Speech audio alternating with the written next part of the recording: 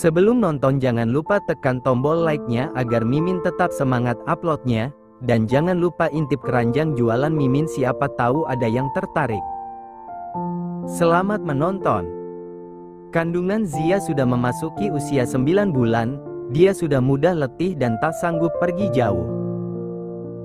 Melihat perut istrinya yang kian membuncit, Farel makin cemas. Saat bekerja dia menghubungi rumah setiap jam untuk memastikan kondisi Zia baik-baik saja dan sengaja pulang lebih awal. Seperti yang dilakukannya pagi ini. Lihat perut kamu itu kayak balon, ditiup makin besar takut meletus. Apa lebih baik aku cuti aja, ya? Buat jagain kamu di rumah? Ujar Farel sembari memegang perut Zia sebelum berangkat kerja. Kalau ada kamu di rumah, yang ada aku makin gemeteran. Mau ke kamar mandi awas, mau pindah duduk awas, mau ngambil makanan awas. Udahlah mending kamu kerja aja, biar telinga aku adem, jawab Zia yang gemas dengan tingkah suaminya. Kecemasan Farel yang berlebihan memicu rasa takutnya menghadapi persalinan nanti. Farel mengalah dia tetap pergi bekerja. Meski gelisah di hatinya sejak malam tak bisa dihilangkan begitu saja. Usai mengantar Farel, Zia memilih berjalan di sekitar taman, menghirup udara pagi, bisa menenangkan pikiran, melihat tanaman bunga yang memanjakan mata, kupu-kupu yang terbang hinggap dari satu bunga ke bunga lainnya. Zia merasa seperti di surga, pikirannya berangsur tenang, sampai. Anak mami, ngapain jalan-jalan sendiri di luar? Nanti kalau perut kamu sakit gimana? Udah ayo, sini mami temenin kamu masuk ke dalam, pekik Nek Jenny yang berhambur masuk membuka pintu pagar yang tak terkunci. Semenjak dia dekat dengan ayah, Nek Jenny kini memanggil Zia bukan lagi dengan sebutan Jeng, melainkan anak mami dan panggilan itu membuat Zia risih, sakit kepala juga mual. Kalau kamu butuh temen panggil mami, sayang. Mami itu rela nggak ngawasin restoran demi kamu dan demi cucu mami tersayang.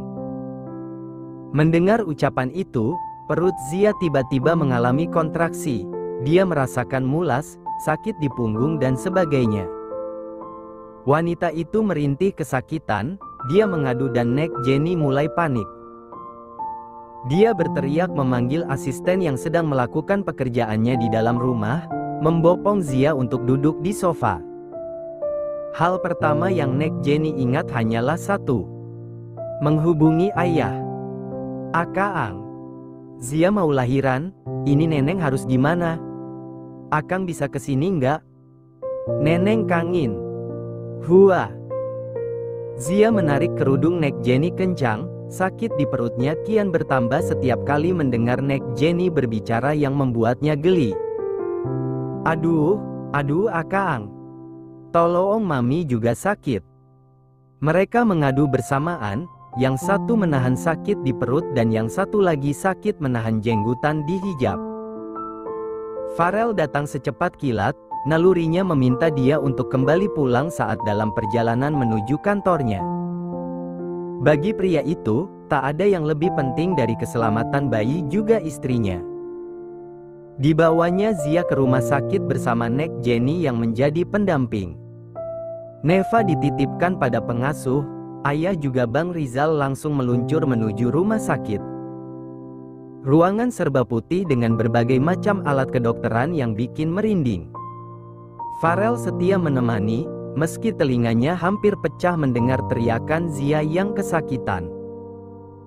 Untuk pertama kalinya pria itu menangis, dia tak tega melihat wanita yang begitu dicintai harus merasakan sakit seperti ini.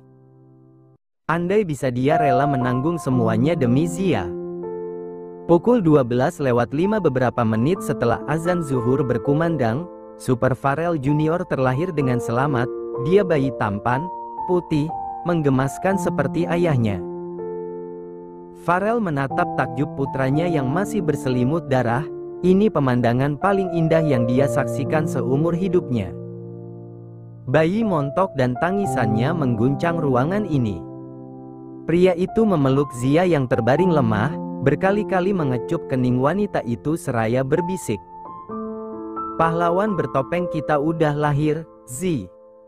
Dia ganteng kayak aku. Zia menangis haru, pengalaman yang akhirnya bisa dia rasakan juga. Persalinan ditemani suami dan melihat bayi itu didekap kemudian diazani oleh ayah kandungnya, membuat tubuh Zia merinding bahagia. Kamu beruntung, nak. Tak seperti kakakmu Neva. Semua orang berkumpul di ruangan VVIP yang ditempati Zia, bayi tampan menjadi pusat perhatian mereka. Nek Jenny tak jemu memandang, di sampingnya berdiri ayah yang terlihat sangat bahagia dengan kehadiran cucu barunya. Akang, ayo kita nikah, terus bikin anak kayak Zia. Neneng juga pengen punya anak. Rengek Nek Jenny yang membuat semua orang tertegun bersama. Anak? Tanya ayah cemas.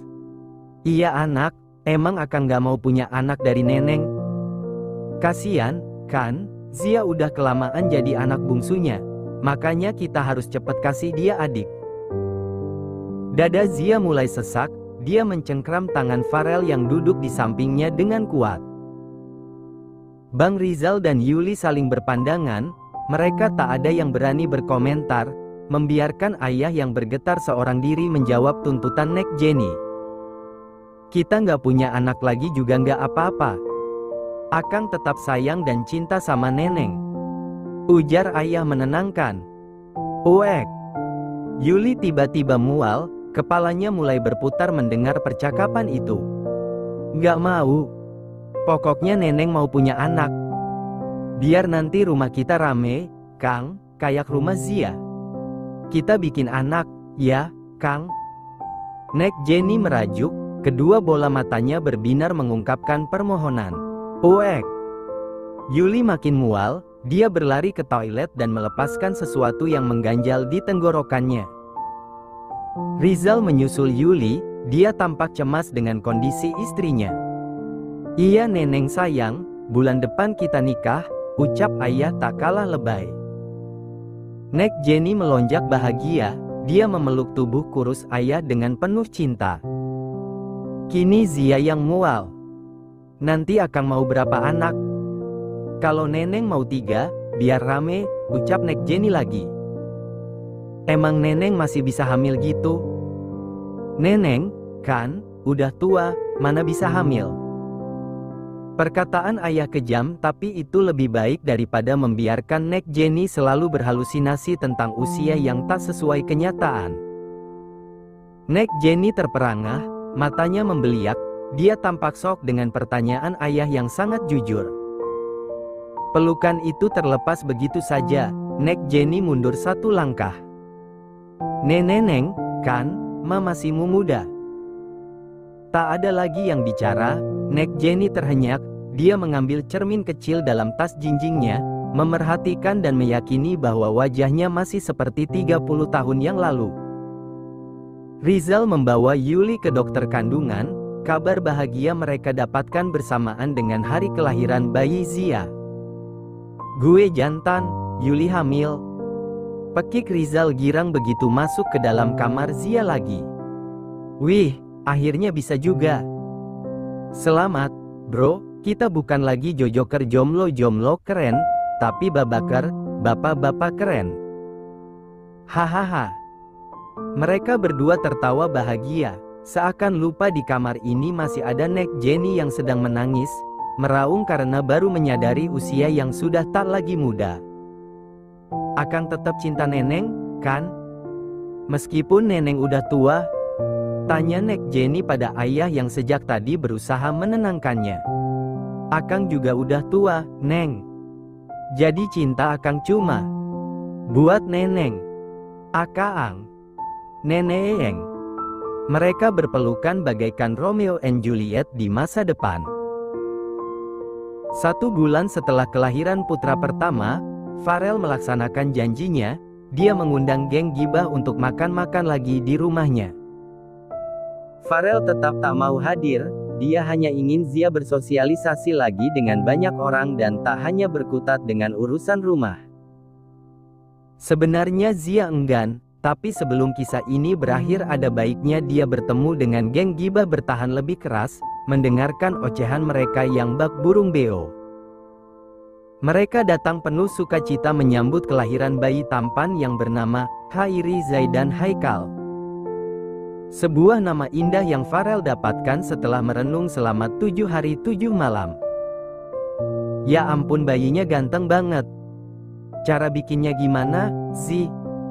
Duh, jadi pengen punya anak dari Mas Farel, puji Bu Nina. Iya, aku juga mau kalau bayinya ganteng kayak gini. Duh, jadi makin gemes sama bapaknya deh, puji ibu lain yang masih berstatus janda. Zia mulai merenggut. Kalau bapaknya Agam kayaknya nggak bakal seganteng ini, ya? Kata Bu Tuti. Wajah Zia makin mengkerut mendengar nama mantannya disebut. Lah iya, si Agam ama Farel gantengan Farel. Saya aja suka ama Farel tapi nggak suka ama si Agam, sahut Bu Nina. Muka anak sama muka bapak, sama-sama ganteng, adem, jadi nggak tahan pengen nyium. Geng gibah mengangguk setuju, dada Zia yang mulai terbakar api cemburu. Ibu-ibu yang baru lahir itu anaknya, bukan bapaknya. Kenapa yang dari tadi dipuji bapaknya bukan anaknya? Zia menjawab ocehan mereka dengan kesal. Pesona Farel memang menggetarkan tak kalah keren dengan Aldebaran, sehingga ibu-ibu geng gibah ini masih saja setia mengidolakan. Zia, ngomong-ngomong Bu Yuni kemana? Kok rumahnya sepi, nggak ada yang nyabut rumput lagi? Tanya Bu Tejo yang sedari tadi melirik rumah Nek Jenny. Oh iya, kemana Bu Yuni? Kita semua pada kangen, loh. Berapa bulan gak ketemu dia itu rasanya hidup kami hampa, seru yang lain. Zia hampir melupakan sesuatu yang ingin diceritakannya pada geng gibah. Diletakkannya kembali baby Hai ke dalam stroller. Maaf ibu-ibu, saya lupa ngasih tahu kalau Bu Yuni udah meninggal. Innalillahi wa inna ilaihi rojiun. Pekik mereka bersamaan. Zia bengong, ucapannya terpotong oleh pekikan mereka semua yang jatuh luruh di atas rumput hijau di taman. Bu Yuni, maafkan saya. Kalau tahu umur kamu pendek, saya nggak bakalan ledekin kamu. Hua. Maafin saya juga Bu Yuni. Tapi beneran saya cuma ikut-ikutan, tolong jangan bilang sama malaikat di sana kalau saya jahat. Tangis yang lain. Bu Yuni, meskipun kamu itu sombong, judes, pelit, tukang ngehina orang, tukang ngutang tapi lupa bayar, udah gitu menyebalkan pula, tapi kita semua sayang sama Bu Yuni. Tangis Bu Tejo mulai meraung. Iya Bu Yuni, kita itu soul mate, temen gibah paling sehati, sejiwa, seraga senasib, kenapa kamu mati dulaan? Kenapa nggak orang lain aja yang mati, kenapa mesti kamu Bu Yuni? Bu Yuni, dulu kamu pengen kalung emas saya yang ini, kan? Andai kamu masih hidup, sekarang saya rela memberikan kalung ini untuk kamu. Tapi sayang sekarang kamu udah mati, jadi kalungnya tetap milik saya. Huhuhu. Satu persatu dari mereka berbicara sembari mengadah ke atas langit, mereka lalu berpelukan membentuk lingkaran besar dan menangis bersamaan. Sungguh saat paling mengharukan. Andai Bu Yuni melihat ini, mungkin dia akan bahagia memiliki banyak teman yang sayang padanya. Zia sampai tak tega menghentikan acara tangisan mereka. Ibu-ibu, tadi saya belum selesai bicara, tolong dengarkan dulu, ya. Saya lupa ngasih tahu kalau Bu Yuni sudah meninggalkan kota ini dan sekarang tinggal di desa bersama anak-anaknya. Begitu ibu-ibu. Jelas Zia. Tangisan pun berhenti, mereka saling berpandangan lalu beralih menatap Zia. Jadi Bu Yuni masih hidup? Dia nggak jadi mati. Kalung saya.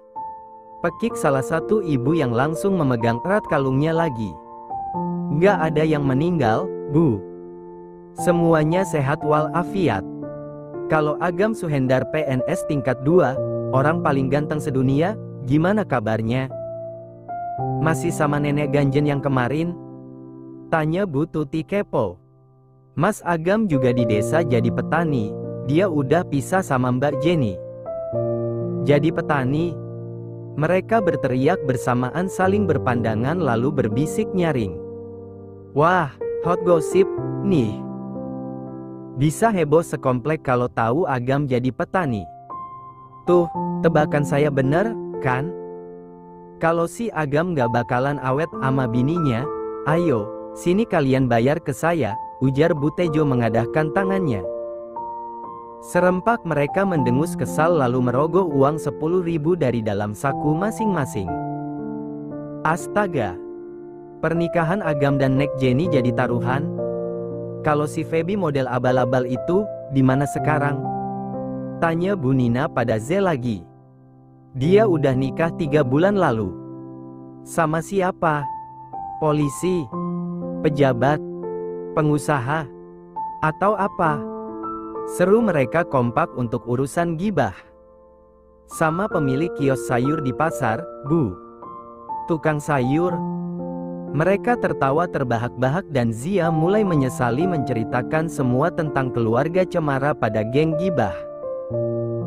Namun, mungkin itulah balasan atas kesombongan yang dulu keluarga itu banggakan. Satu komplek pun tahu siapa mereka dan apa-apa saja hayalan yang sering mereka lontarkan. Zia kasih kita alamat mereka, dong. Kita semua pada kangen sama Bu Yuni, sekalian mau ngucapin selamat buat Feby karena akhirnya laku juga, sahut Bu Nina lagi. Ya, Zia tahu dia memang yang paling dekat dengan keluarga Bu Yuni. Semoga mereka tulus mau bertemu untuk menyambung silaturahmi yang sempat terputus. Kemarin saya baru dapat kabar, katanya bulan depan Mas Agam mau nikah lagi dan sepertinya abang sama suami saya aja yang mau datang ke sana, kata Zia setengah mendesah. Rasanya aneh jika dia ikut menghadiri pernikahan mantan suami yang juga mantan suami calon ibu tirinya. Kami ikut Zia. Sekalian nanti kami mau ngasih kado buat mereka. Kami itu teman yang baik, Zi, jadi kalaupun gak diundang, kami pasti datang sendiri. Zia bingung harus menjawab apa. Tebak kali ini istrinya Agam Suhendar masih muda apa udah tua? Seru Butejo. Udah tua, nenek-nenek yang punya toko emas, makanya Bu Yuni setuju. Kata saya masih muda, anak orang kaya tapi punya keterbelakangan mental, makanya Agam mau. Kalau kata saya janda anak 5 yang dapat warisan sawah banyak dari suaminya. 10.000 lagi, deal. Deal. Teriak mereka kompak. Zia sesak, semakin lama bersama geng gibah kepalanya sakit, tingkah mereka tak berubah dan mungkin sulit untuk merubahnya. Cukup ini yang terakhir dia mengundang geng gibah ke rumahnya lagi. Dia tak mau merusak hati, hidup dan pikirannya karena ulah mereka yang sama ajaib. Toh, seperti kata mereka, tanpa diundang pun mereka pasti akan datang sendiri. Pernikahan ayah dan Nek Jenny dilaksanakan dengan sederhana. Sebuah syukuran diadakan di restoran milik Nek Jenny dan hanya mengundang keluarga besar. 2 minggu setelah mereka menikah, Nek Jenny kembali ke panti asuhan. Kini dia bisa mengadopsi baby Naura yang berusia 5 bulan. Baby itu cantik dan memikat hati Zia juga Yuli. Mereka bergantian merawat baby Naura karena Nek Jenny tak paham apapun cara mengurus bayi. Kelak mereka akan tumbuh bersama menjadi saudara, Neva, baby Hai, baby Naura dan anak yang dikandung Yuli. Keluarga yang dulu hanya berisi 4 orang kini semakin bertambah. Kehangatan keluarga mereka pun makin terasa indahnya. Yul, menurut buku, kalau mau anaknya laki-laki kamu harus banyak makan daging, kalau mau perempuan banyak makan sayur, kamu mau anaknya jenis kelamin apa, Yul?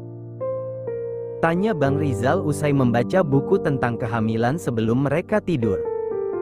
Aku mau anak kamu, jawab Yuli sembari mencubit pipi Rizal yang kini menjadi kebiasaan mulai digemarinya. Emang ini anak aku, kamu gimana, sih? Ya, maka dari itu, mau dia laki-laki atau perempuan sama aja, yang penting dia anak kamu. Ngerti Abang Rizal si kutu buku? Rizal tersenyum, lalu membalas dengan kecupan di pipi istrinya. Call me Daddy, Mom. Yuli tergelak mendengar nama yang Rizal tetapkan sebagai panggilannya kelak. Tawanya terhenti begitu Rizal mendorong tubuhnya ke atas ranjang. Kini Rizal sudah lihai memulai percintaan. Farel tengah menggendong baby Hai hingga terlelap. Bayi itu menggemaskan, lucu dan menjadi pengobat lelahnya. Neva sangat menyayangi adiknya, dia rajin menjaga adiknya saat Zia merasa lelah. Farel merasa beruntung memiliki dua anak yang sangat meramaikan hidupnya yang selama ini sepi karena hidup sebagai anak tunggal. Sebuah impian baru terbersit dalam benaknya, membayangkan membuat taman kecil di belakang, membangun rumah mini juga kolam renang untuk anak-anaknya bermain.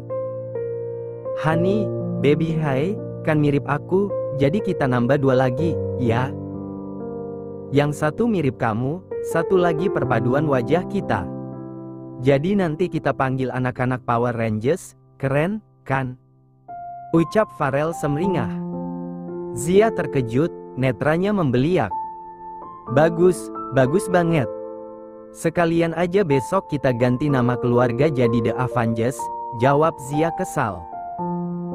Wih, kamu pintar, ide bagus, Honey. Oke, kita mulai pembuatannya sekarang. Farel menyeringai, dia meletakkan lagi baby Hai di atas box bayi, lalu bergegas menghampiri Zia yang sudah mulai pintar berlari melarikan diri. Tangkap dulu kalau bisa. Farel tertawa, diraihnya tubuh mungil itu dari belakang, mendekapnya erat seolah tak mau dilepaskan. Farel berbisik yang mampu menggetarkan sanubari Zia. Terima kasih, Honey. Kamu membuatku jadi berarti, memberi kesempurnaan dalam hidup yang hanya sementara ini. Kamu Wonder Woman, wanita terhebat yang aku kenal dan kagumi sepanjang masa. Kamu kuat dan bertahan menghadapi segala ujian yang datang menerpa. Kamu luar biasa, bersabar mengurus ayah yang sakit sejak remaja, berbakti pada keluarga yang tak pernah mencintaimu sepenuh hati. Azila, aku beruntung memiliki kamu. Kini saatnya kamu menikmati kebahagiaan yang dulu pernah kamu impikan. Aku mencintaimu sampai akhir hidup, istriku. Tubuh Zia bergetar, air mata haru turun sebagai luapan atas rasa bahagianya. Betapa Tuhan Maha Adil, mengganti air mata, perjuangan dan lelah dengan cinta dan kebahagiaan yang besar. Untuk kamu yang sedang terpuruk, jangan pernah menyerah atau patah semangat. Tetap yakin dan selalu percaya bahwa tak ada doa yang sia-sia. Kelak pada waktunya semua doa akan terjawab dengan indah. Semoga kisah ini bisa memberi kita banyak pelajaran tentang arti kehidupan, mencintai dan menghargai. Harta adalah titipan, karena yang lebih berharga itu kasih sayang yang bisa memadamkan kemarahan, meleburkan kebencian dan mempererat tali persaudaraan. Salam sayang dari autor baperan.